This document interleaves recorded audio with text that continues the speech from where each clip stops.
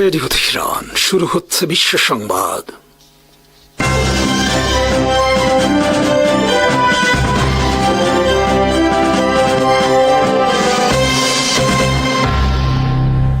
শুরুতেই সংবাদ শিরোনাম। আসসালামু আলাইকুম। ইরানে 24 ঘন্টার মধ্যে হামলা চালাতে পারে যুক্তরাষ্ট্র। কাতার ঘাঁটি থেকে সেনা প্রত্যাহার যুক্তরাষ্ট্র ও ব্রিটেনের। ইসলামিক ন্যাটো নিয়ে বিচলিত ভারত। চলতি সপ্তাহেই তুরস্কে বৈঠক সৌদি আরব, পাকিস্তান, তুরস্ক সেনা কর্মকর্তাদের। গ্রিনল্যান্ডের আশা ছেড়ে দিয়েছে ডেনমার্ক। বার্তা সংস্থা রয়টার্সের খবরে বলা হয়েছে 24 ঘন্টার মধ্যে ইরানে হামলা চালাতে পারে যুক্তরাষ্ট্র। সামরিক সূত্র উল্লেখ করে রয়টার্স লিখেছে, সব লক্ষণ বলছে যুক্তরাষ্ট্র হামলা চালাতে যাচ্ছে ইরানে। যুক্তরাষ্ট্রের একাধিক সেনা কর্মকর্তা ও ইসরায়েলের কর্মকর্তারা বার্তা সংস্থা রয়টার্সকে জানিয়েছেন ডোনাল্ড ট্রাম্প ইরানে হামলা চালাতে যাচ্ছেন। ইউরোপের দুজন উচ্চ পদস্থ কর্মকর্তা বলেছেন আগামী 24 ঘন্টার মধ্যে ইরানে হামলা চালাতে পারে যুক্তরাষ্ট্র। এদিকে কাতার ঘাঁটি থেকে সেনা সরিয়ে নিচ্ছে যুক্তরাষ্ট্র ও ব্রিটেন। ইরানে সম্ভাব্য হামলা সামনে রেখে ঘাঁটি থেকে সেনা প্রত্যাহার করা হচ্ছে বলে জানিয়েছে বিবিসি, সিএনএন, আল জাজিরা সহ বিভিন্ন গণমাধ্যম। যুক্তরাষ্ট্র ও কাতারের কর্মকর্তারা স্বীকার করেছেন কাতার ঘাঁটি থেকে সেনা সরিয়ে নেওয়ার কথা। কাতারের আল উদাইদ ঘাঁটি মধ্যপ্রাচ্যে যুক্তরাষ্ট্রের সবচেয়ে বড় সামরিক ঘাঁটি। এখানে যুক্তরাষ্ট্রের কমপক্ষে 10,000 সেনা মোতায়েন রয়েছে। ব্রিটেনেরও শতাধিক সেনা রয়েছে এখানে। কাতারের অবস্থান পারস্য উপসাগরের মধ্যে। কাতার থেকে ইরানের উপকূলের দূরত্ব মাত্র 100 মাইল। ফলে কাতারের এই মার্কিন ঘাঁটি ইরানের একটি সহজ নিশানায় পরিণত হতে পারে সম্ভাব্য যুদ্ধে। গত জুন মাসে ইরানের বিরুদ্ধে যুক্তরাষ্ট্রের হামলার সময় ইরান হামলা চালিয়েছিল এই ঘাঁটিতে। সৌদি আরব, কাতার, বাহরাইন, সংযুক্ত আরব আমিরাত, ওমান, ইরাক, কুয়েত, তুরস্ক সহ বিভিন্ন দেশে রয়েছে যুক্তরাষ্ট্রের 20টির বেশি শক্তিশালী সামরিক ঘাঁটি। বিবিসির খবরে বলা হয়েছে ইরানের সম্ভাব্য হামলা সামনে রেখে তেহরানে দূতাবাস বন্ধ করেছে ব্রিটেন। সিএনএনের খবরে বলা হয়েছে যুক্তরাষ্ট্র এবার টোমাহক ক্রুজ মিসাইল ব্যবহার করতে পারে ইরানের বিরুদ্ধে হামলায়। আর এবারের হামলার লক্ষ্য হতে পারে ইরানের সেনা কমান্ড সেন্টার সহ ইসলামিক রেভলিউশনারি গার্ড কর্পস বা আইআরজিসি। তবে হামলার টার্গেট সহ যথাসম্ভব গোপন রেখেছে যুক্তরাষ্ট্র।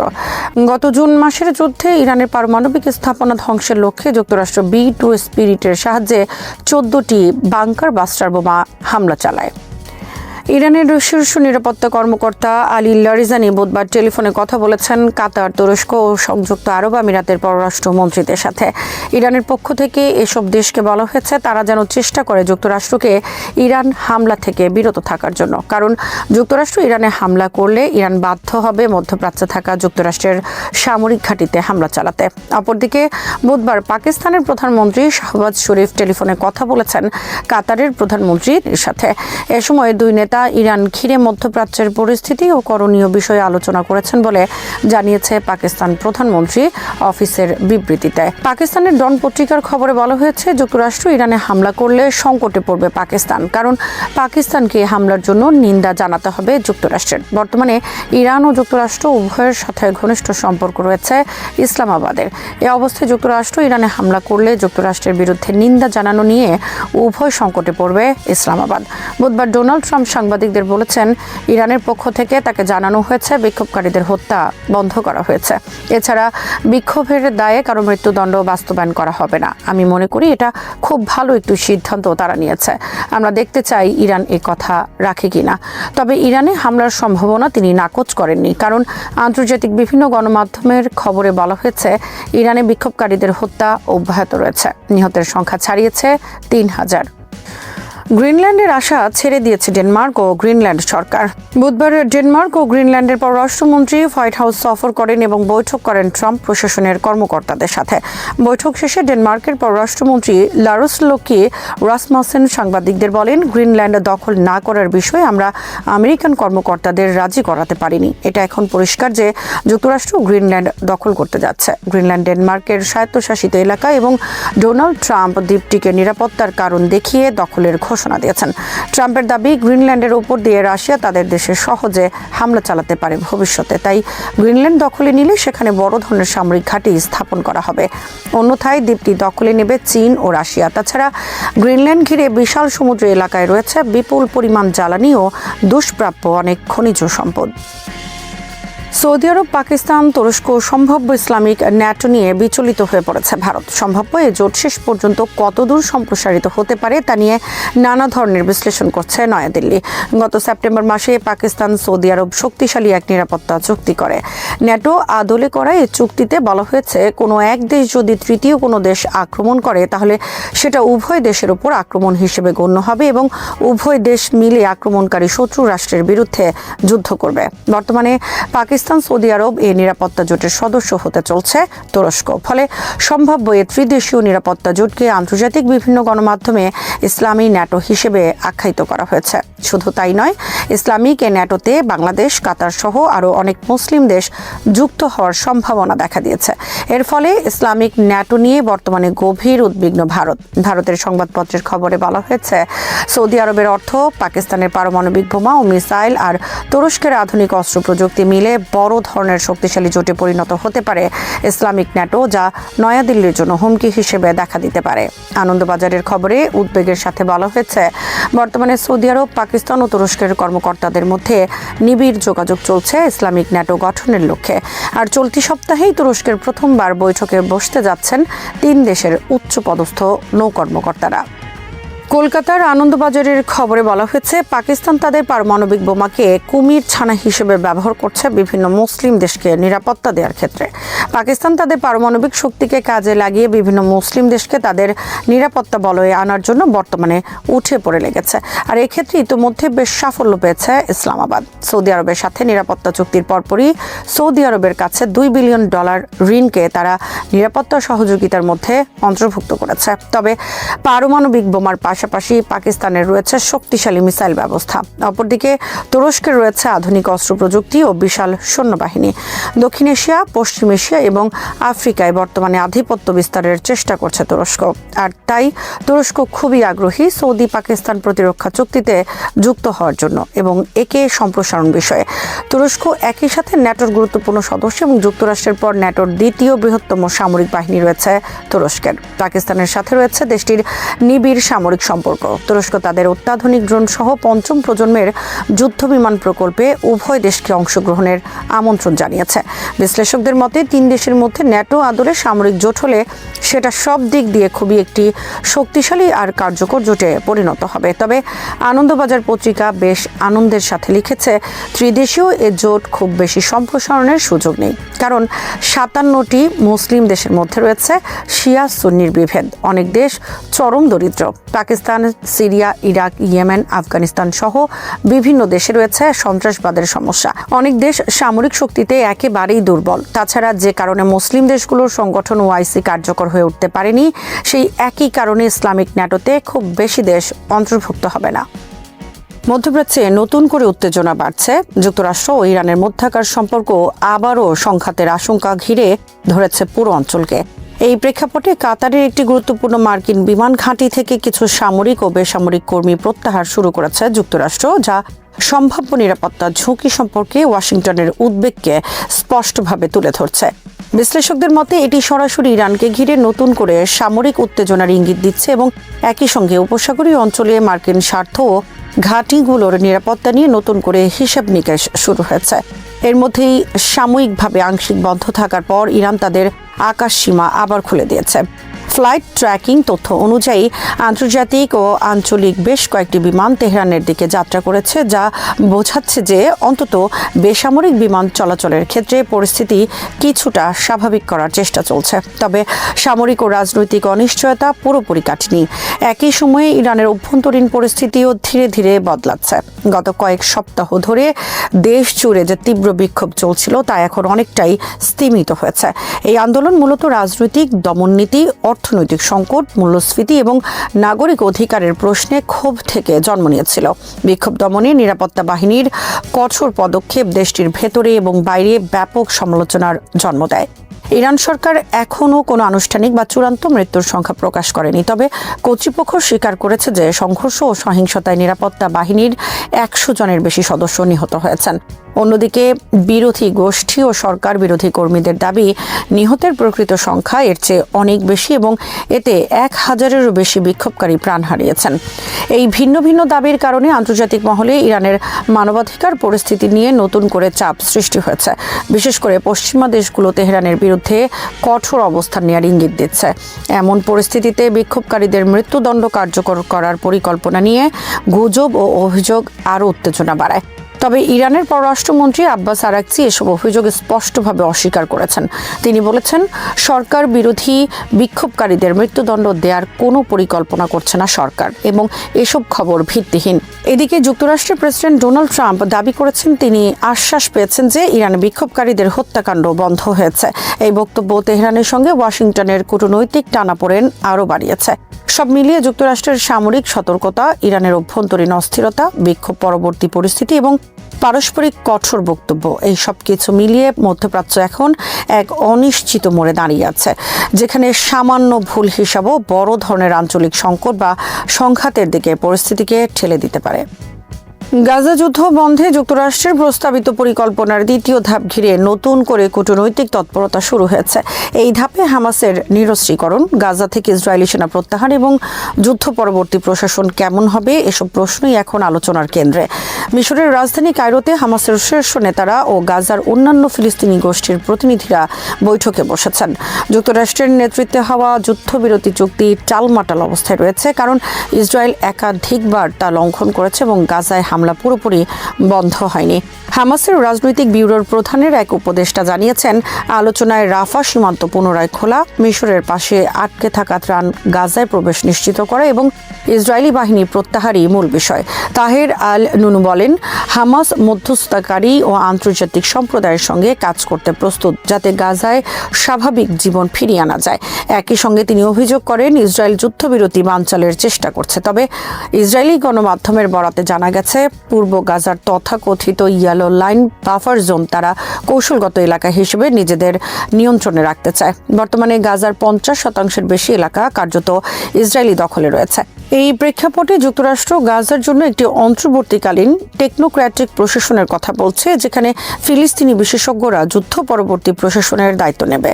মার্কিন বিশেষ দূত স্টিভ উইটকফ জানিয়েছেন, এটি হামাসের বিকল্প একটি শাসন কাঠামো তৈরির সূচনা এবং এর লক্ষ্য গাজার পূর্ণ নিরস্ত্রীকরণ ও পুনর্গঠন। তবে হামাস স্পষ্ট করেছে, ইসরায়েলি দখল চলাকালে তারা অস্ত্র ছাড়বে না। একই সঙ্গে আন্তর্জাতিক শান্তিরক্ষী বাহিনী মোতায়েনের প্রশ্ন আলোচনায় রয়েছে। ফিলিস্তিনি ভাইস প্রেসিডেন্ট হুসেইন আল শেখ বলেছেন, গাজার প্রতিষ্ঠানগুলোকে পশ্চিম তীরে ফিলিস্তিনি কর্তৃপক্ষের কাঠামোর সঙ্গে যুক্ত করতে হবে, যাতে এক ব্যবস্থা, এক আইন ও এক বৈধ অস্ত্র নীতি বজায় থাকে। অন্যদিকে মিশর, তুরস্ক ও কাতার এই উদ্যোগকে মানবিক পরিস্থিতি উন্নয়নের জন্য গুরুত্বপূর্ণ অগ্রগতি হিসেবে দেখছে। তবে বাস্তবতায় গাজায় ত্রাণ প্রবাহ এখনও অপ্রতুল। আল জাজিরার প্রতিবেদনে বলা হয়েছে, চুক্তি অনুযায়ী প্রতিদিন 600 ট্রাক ত্রাণ প্রবেশের কথা থাকলেও বাস্তবে তা হচ্ছে না। লাখো মানুষ এখনও গৃহহীন, ঝড় বৃষ্টিতে তাঁবু হারাচ্ছে এবং ইসরায়েল বহু ত্রাণ সংস্থার অনুমতি বাতিল করেছে।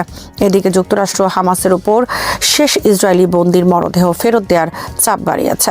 বিশ্লেষকদের মতে পুরো প্রক্রিয়াই ভারসাম্যহীন। আল জাজিরার বিশ্লেষক মারওয়ান বিশারা বলেছেন, এই চুক্তি শুরু থেকেই পক্ষপাতদুষ্ট, কারণ যুক্তরাষ্ট্র মূলত ইসরায়েলের মিত্র। ফলে দ্বিতীয় ধাপ সফল হবে কিনা তা নিয়ে গভীর অনিশ্চয়তা থেকেই যাচ্ছে।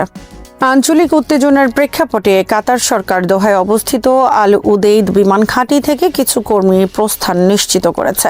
কাতারের ইন্টারন্যাশনাল মিডিয়া অফিস এক বিবৃতিতে জানিয়েছে, মধ্যপ্রাচ্যে বর্তমান অস্থির পরিস্থিতি বিবেচনায় নিয়ে এই পদক্ষেপ নেওয়া হয়েছে এবং এটি একটি সতর্কতামূলক ব্যবস্থা মাত্র। বিবৃতিতে বলা হয়, কাতার কর্তৃপক্ষ তাদের নাগরিক ও দেশটিতে বসবাসকারী সব মানুষের নিরাপত্তা ও সুরক্ষাকে সর্বোচ্চ অগ্রাধিকার দিচ্ছে। সে লক্ষ্যেই গুরুত্বপূর্ণ অবকাঠামো, সামরিক স্থাপনা ও কৌশলগত স্থানের নিরাপত্তা নিশ্চিত করতে প্রয়োজনীয় সব ধরনের ব্যবস্থা বাস্তবায়ন করা হচ্ছে। কাতার সরকার আরও জানিয়েছে, পরিস্থিতির উপর তারা নিবিড়ভাবে নজর রাখছে এবং ভবিষ্যতে যদি নতুন কোনো গুরুত্বপূর্ণ অগ্রগতি বা পরিবর্তন ঘটে তাহলে তা নির্ধারিত সরকারি চ্যানেলের মাধ্যমে জনসম্মুখে জানানো হবে। কর্মকর্তারা জোর দিয়ে বলেছেন, এই প্রস্থানকে ঘিরে আতঙ্কিত হওয়ার কোনো কারণ নেই এবং এটি সামগ্রিক নিরাপত্তা ব্যবস্থারই অংশ। উল্লেখ্য, সাম্প্রতিক সময়ে মধ্যপ্রাচ্যে উত্তেজনা বেড়েছে, বিশেষ করে ইরানে সরকার বিরোধী বিক্ষোভ এবং যুক্তরাষ্ট্র ও ইরানের মধ্যে সম্ভাব্য সংঘাতের আশঙ্কার কারণে বিভিন্ন আন্তর্জাতিক গণমাধ্যমে যুক্তরাষ্ট্রের সম্ভাব্য সামরিক পদক্ষেপের খবর প্রকাশিত হওয়ার পর এই উত্তেজনা আরও আলোচনায় আসে। এমন প্রেক্ষাপটে আল উদেইদ বিমান ঘাঁটি থেকে কিছু কর্মীর সরে যাওয়াকে অনেক বিশ্লেষক আগাম সতর্কতা হিসেবে দেখছেন। আল উদেইদ বিমান ঘাঁটি মধ্যপ্রাচ্যে যুক্তরাষ্ট্র ও তার মিত্রদের জন্য একটি গুরুত্বপূর্ণ সামরিক কেন্দ্র হিসেবে পরিচিত। এই ঘাঁটি থেকে মধ্যপ্রাচ্যের বিভিন্ন অঞ্চলে পরিচালিত সামরিক ও নজরদারি কার্যক্রম সমন্বয় করা হয়। ফলে আঞ্চলিক উত্তেজনা বাড়লে নিরাপত্তাজনিত কারণে এমন পদক্ষেপ নেওয়া স্বাভাবিক বলে মনে করছেন পর্যবেক্ষকরা। কাতার সরকারের ভাষ্য অনুযায়ী দেশটির নিরাপত্তা ও স্থিতিশীলতা বজায় রাখতে তারা সব সময় প্রস্তুত রয়েছে এবং বর্তমান পরিস্থিতিতেও সেই নীতির ব্যতিক্রম হয়নি। ইরানের পররাষ্ট্রমন্ত্রী আব্বাস আরাকচি বলেছেন, ইসরায়েল বরাবরই যুক্তরাষ্ট্রকে নিজেদের হয়ে যুদ্ধ করতে টেনে আনার চেষ্টা করে আসছে এবং এবারে তারা প্রকাশ্যে সেই কথা স্বীকার করছে। বুধবার সামাজিক যোগাযোগ মাধ্যমে এক্সে দেয়া এক পোস্টে তিনি এই মন্তব্য করেন।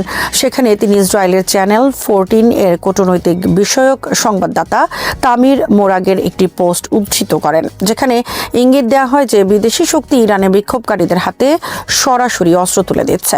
আরাকচির দাবি, ইরানের রাস্তায় যে রক্ত ঝরছে তার পেছনে ইসরায়েলের প্রত্যক্ষ ভূমিকা রয়েছে এবং বিক্ষোভকারীদের অস্ত্র দেওয়ার কারণে শত শত মানুষের মৃত্যু হয়েছে। তিনি বলেন, পরিস্থিতিতেও সেই নীতির ব্যতিক্রম হয়নি।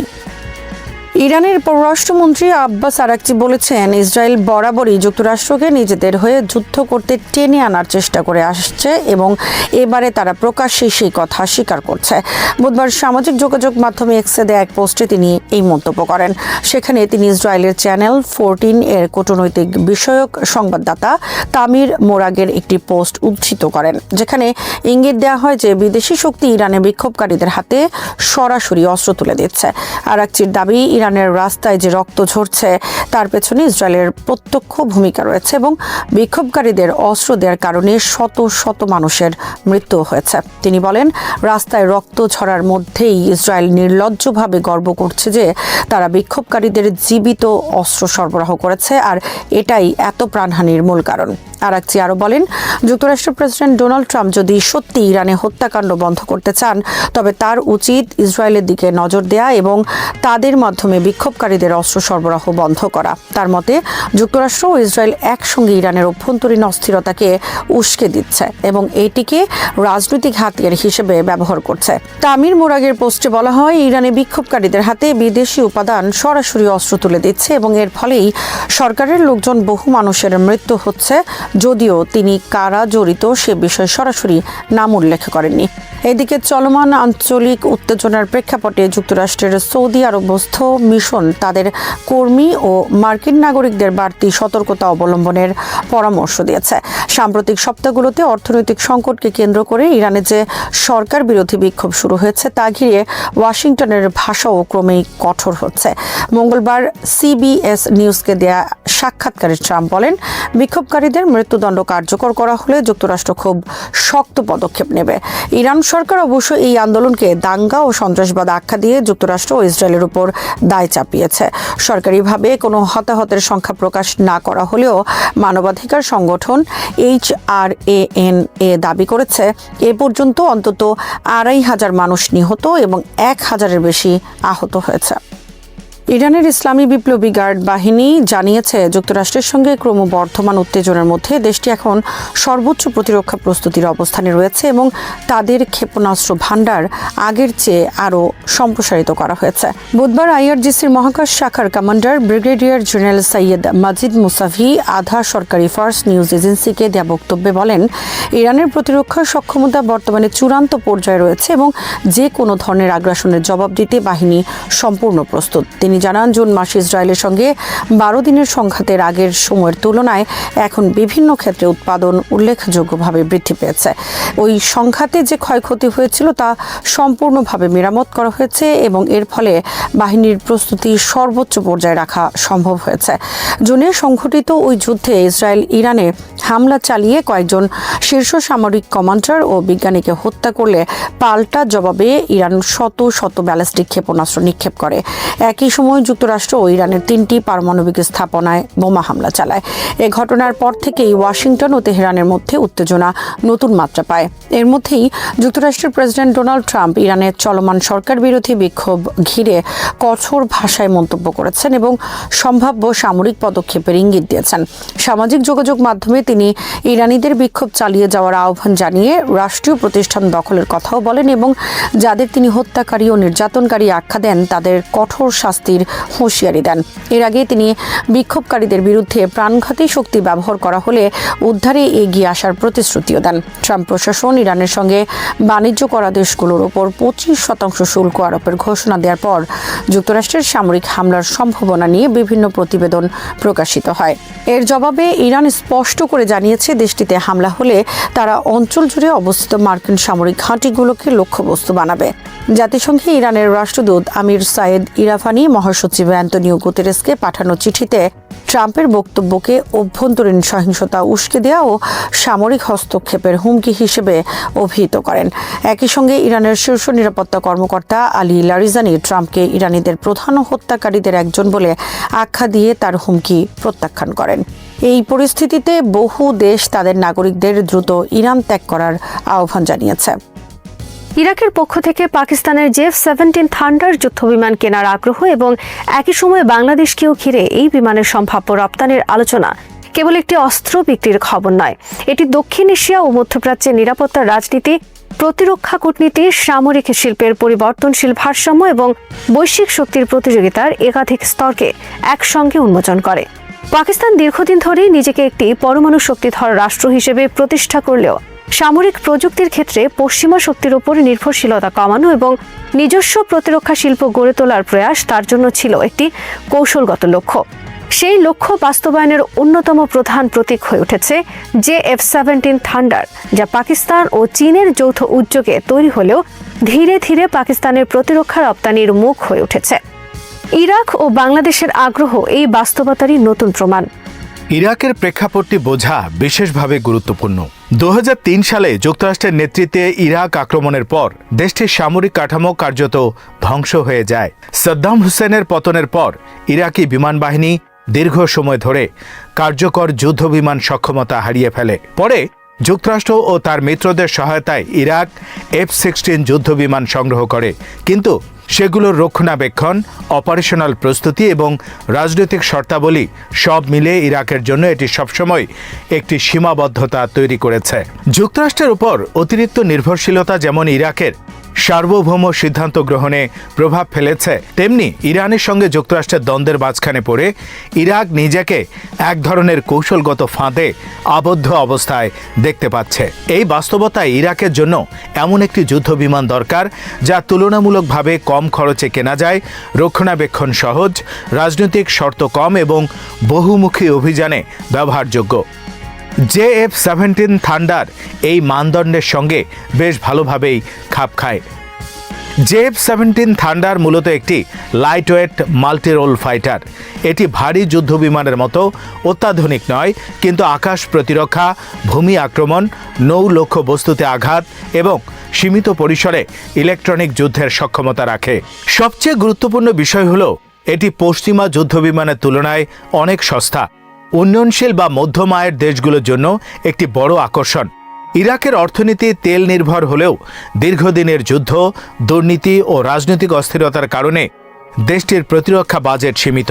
সেই প্রেক্ষাপটে F-17 একটি বাস্তবসম্মত বিকল্প হিসেবে আবির্ভূত হচ্ছে। এখানে পাকিস্তানের কৌশলগত অবস্থানও গুরুত্বপূর্ণ। পাকিস্তান নিজেকে কেবল একটি অস্ত্র প্রস্তুতকারক হিসেবে নয়, বরং একটি পূর্ণাঙ্গ প্রতিরক্ষা অংশীদার হিসেবে তুলে ধরতে চায়। পাকিস্তান বিমান বাহিনীর প্রশিক্ষণ ব্যবস্থা, পাইলট তৈরি, গ্রাউন্ড ক্রু প্রশিক্ষণ এবং দীর্ঘমেয়াদী রক্ষণাবেক্ষণ সহায়তা, এই সবকিছু একসঙ্গে প্যাকেজ আকারে দেওয়ার সক্ষমতা পাকিস্তান তৈরি করেছে। ইরাকি বিমান বাহিনীর প্রধানের পক্ষ থেকে পাকিস্তানের ওয়ার্ল্ড ক্লাস ট্রেনিং প্রোগ্রামের প্রশংসা এবং সেই সুবিধা নেওয়ার আগ্রহ প্রকাশ আসলে এই প্যাকেজ ডিপ্লোমেসির স্বীকৃতি। অর্থাৎ পাকিস্তান শুধু বিমান বিক্রি করতে চায় না, তারা দীর্ঘমেয়াদী সামরিক সম্পর্ক গড়ে তুলতে চায়, যা ভবিষ্যতে রাজনৈতিক ও কূটনৈতিক প্রভাবও তৈরি করতে পারে। চীনের ভূমিকা এখানে নীরব কিন্তু অত্যন্ত তাৎপর্যপূর্ণ। JF-17 প্রকল্পের শুরু থেকেই চীন পাকিস্তানের সঙ্গে আছে। চীনের জন্য এটি একদিক থেকে তার সামরিক প্রযুক্তির পরীক্ষাগার, অন্যদিকে তার প্রতিরক্ষা রপ্তানির একটি পরোক্ষ মাধ্যম। অনেক দেশ সরাসরি চীনা যুদ্ধবিমান কিনতে রাজনৈতিক বা কৌশলগত কারণে দ্বিধায় পড়ে, কিন্তু পাকিস্তানের মাধ্যমে তৈরি একটি যৌথ প্রকল্প তাদের কাছে তুলনামূলকভাবে গ্রহণযোগ্য হতে পারে। ইরাকের ক্ষেত্রে এটি বিশেষভাবে প্রযোজ্য, কারণ দেশটি একদিকে যুক্তরাষ্ট্রের সঙ্গে সম্পর্ক রাখতে চায়, অন্যদিকে ইরান ও চীনের সঙ্গেও ভারসাম্য বজায় রাখতে চায়। JF-17 কেনা মানে সরাসরি চীনের সঙ্গে একটি বড় অস্ত্র চুক্তিতে যাওয়া নয়, আবার যুক্তরাষ্ট্রের একচেটিয়া প্রভাব থেকেও কিছুটা বেরিয়ে আসা। বাংলাদেশের প্রসঙ্গটি আবার ভিন্ন হলেও একই সূত্রে গাঁথা। বাংলাদেশ বিমান বাহিনী দীর্ঘদিন ধরে একটি রূপান্তরের মধ্য দিয়ে যাচ্ছে। MiG-29 মতো পুরনো রুশ যুদ্ধ বিমান, চীনা F-7 মতো পুরনো প্ল্যাটফর্ম এবং সীমিত সংখ্যক আধুনিক সিস্টেম, এই মিশ্র বহর পরিচালনা করা বাংলাদেশের জন্য চ্যালেঞ্জ। রক্ষণাবেক্ষণ ব্যয় বেশি, খুচরা যন্ত্রাংশের সমস্যা এবং বিভিন্ন উৎসের প্রযুক্তি, একসঙ্গে ব্যবস্থাপনার জটিলতা, সব মিলিয়ে বিমান বাহিনী একটি সমন্বিত ও টেকসই সমাধান খুঁজছে। এই প্রেক্ষাপটে JF-17 একটি সম্ভাব্য বিকল্প হিসেবে সামনে আসছে। বাংলাদেশের আগ্রহের একটি বড় দিক হল রক্ষণাবেক্ষণ ও কারিগরি সহায়তা। বাংলাদেশ বিমান বাহিনীর বহরের বড় একটি অংশই বয়সের ভারে ন্যূজ্য। নতুন বিমান কেনার পাশাপাশি পুরনো বিমানের জীবনকাল বাড়ানো, রাডার ও এয়ার ডিফেন্স সিস্টেম আধুনিকীকরণ, এই সব কিছুই এখন জরুরি হয়ে উঠেছে। পাকিস্তানের সঙ্গে আলোচনায় যে বিষয়টি উঠে এসেছে তা হল শুধু JF-17 নয়, বরং সুপার মুশাক প্রশিক্ষণ বিমান, দ্রুত ডেলিভারি এবং দীর্ঘমেয়াদী টেকনিক্যাল সাপোর্ট। এটি ইঙ্গিত দেয় যে বাংলাদেশ হয়তো ধাপে ধাপে পাকিস্তানের সঙ্গে একটি গভীর বিমান বাহিনীর সহযোগিতার দিকে এগোতে পারে। এখানে আঞ্চলিক রাজনীতির একটি স্পর্শকাতর দিকও রয়েছে। দক্ষিণ এশিয়ায় ভারত দীর্ঘদিন ধরে বিমান শক্তিতে এগিয়ে আছে। রাফালে যুদ্ধ বিমান কেনা, নিজস্ব তেজাস প্রকল্প এবং যুক্তরাষ্ট্র, ফ্রান্স ও রাশিয়ার সঙ্গে ঘনিষ্ঠ প্রতিরক্ষা সহযোগিতা ভারতের বিমান বাহিনীকে শক্তিশালী করেছে। পাকিস্তান ঐতিহাসিকভাবে ভারতের সঙ্গে প্রতিযোগিতায় নিজেকে পিছিয়ে পড়তে দেয়নি, বরং সীমিত সম্পদের মধ্যেও কার্যকর সমাধান খুঁজেছে। JF-17 সেই দর্শনেরই ফল। এখন যদি বাংলাদেশ এই বিমান কেনে, তাহলে দক্ষিণ এশিয়ায় বিমান শক্তির ভারসাম্যে একটা নতুন মাত্রা যুক্ত হতে পারে। যদিও বাংলাদেশ ও ভারতের সম্পর্ক সামগ্রিকভাবে বন্ধুত্বপূর্ণ, তবুও সামরিক সক্ষমতার প্রশ্নে প্রতিটি দেশেই নিজের নিরাপত্তা স্বার্থকে অগ্রাধিকার দেয়। ইরাকের ক্ষেত্রে মধ্যপ্রাচ্যের ভূ রাজনীতিও সমানভাবে গুরুত্বপূর্ণ। ইরান, সৌদি আরব, তুরস্ক, যুক্তরাষ্ট্র সবাই কোনো না কোনোভাবে ইরাকের ওপর প্রভাব বিস্তারের চেষ্টা করছে। ইরাকের বিমান বাহিনী শক্তিশালী হওয়া মানে দেশটির আকাশসীমা নিয়ন্ত্রণের সক্ষমতা বাড়া, যা তার সার্বভৌমত্বের প্রতীক। JF-17 মতো একটি বিমান ইরাকে সীমিত পরিসরে হলেও নিজস্ব সিদ্ধান্তে আকাশ প্রতিরক্ষা ও আক্রমণ পরিচালনার সুযোগ দেবে। এটি বিশেষ করে সন্ত্রাস বিরোধী অভিযানে এবং সীমান্ত নজরদারিতে কার্যকর হতে পারে। তাই এই পুরো প্রক্রিয়ায় কিছু চ্যালেঞ্জও রয়েছে। JF-17 এখনও বৈশ্বিকভাবে পরীক্ষিত একটি প্ল্যাটফর্ম নয়, যেমন F-16 বা MiG সিরিজ। যদিও এটি পাকিস্তান বিমান বাহিনীতে ব্যবহার হচ্ছে এবং কিছু যুদ্ধ পরিস্থিতিতে পরীক্ষিত হয়েছে, তবুও বড় পরিসরে রপ্তানির ক্ষেত্রে ক্রেতারা সবসময় সতর্ক থাকে। ইরাক ও বাংলাদেশ উভয়ের জন্যই এর অপারেশনাল চাহিদা আছে, যা পূরণ করতে গিয়ে JF-17 বিভিন্ন ব্লক, অস্ত্র সিস্টেম এবং এভিওনিক্সে কাস্টমাইজের প্রয়োজন হতে পারে। এতে খরচ বাড়তে পারে এবং ডেলিভারির সময় দীর্ঘ হতে পারে।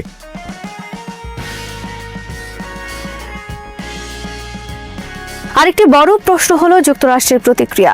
ইরাক এখনো মার্কিন সামরিক সহায়তার উপর নির্ভরশীল। যদি ইরাক বড় আকারে পাকিস্তান বা চীন সম্পৃক্ত যুদ্ধ বিমান কেনে, তাহলে ওয়াশিংটন কিভাবে প্রতিক্রিয়া দেখাবে তা স্পষ্ট নয়।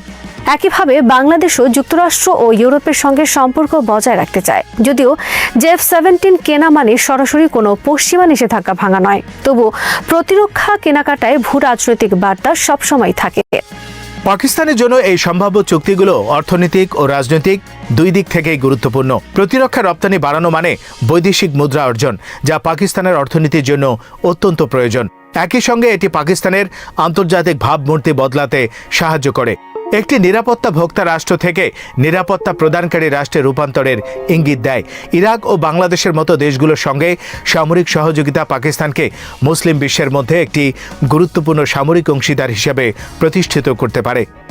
সব মিলিয়ে ইরাকের F-17 কেনার আগ্রহ এবং বাংলাদেশের সম্ভাব্য ক্রয় পরিকল্পনা একটি বৃহত্তর প্রবণতার অংশ। বিশ্বে এখন এমন অনেক দেশ আছে যারা অত্যাধুনিক কিন্তু অত্যন্ত ব্যয়বহুল যুদ্ধবিমানের বদলে কার্যকর, তুলনামূলক সস্তা এবং রাজনৈতিকভাবে কম ঝুঁকিপূর্ণ বিকল্প খুঁজছে। F-17 সেই শূন্যস্থান পূরণের চেষ্টা করছে। এটি কতটা সফল হবে তা নির্ভর করবে পাকিস্তানের প্রযুক্তিগত আপগ্রেড, সময় মতো ডেলিভারি, বিক্রয়োত্তর সহায়তা এবং আন্তর্জাতিক রাজনীতির পরিবর্তনশীল বাস্তবতার উপর। তবে এতটুকু নিশ্চিতভাবে বলা যায়, এই আলোচনা এবং আগ্রহের মধ্য দিয়ে পাকিস্তান, ইরাক ও বাংলাদেশ তিনটি দেশই তাদের নিজ নিজ নিরাপত্তা ও কূটনৈতিক অবস্থান নতুনভাবে সংজ্ঞায়িত করার পথে এক ধাপ এগিয়েছে। শ্রোতা বন্ধুরা, বিশ্ব সংবাদে এই ছিল আমাদের সর্বশেষ আয়োজন। সঙ্গে থাকার জন্য আপনাদের সবাইকে অসংখ্য ধন্যবাদ।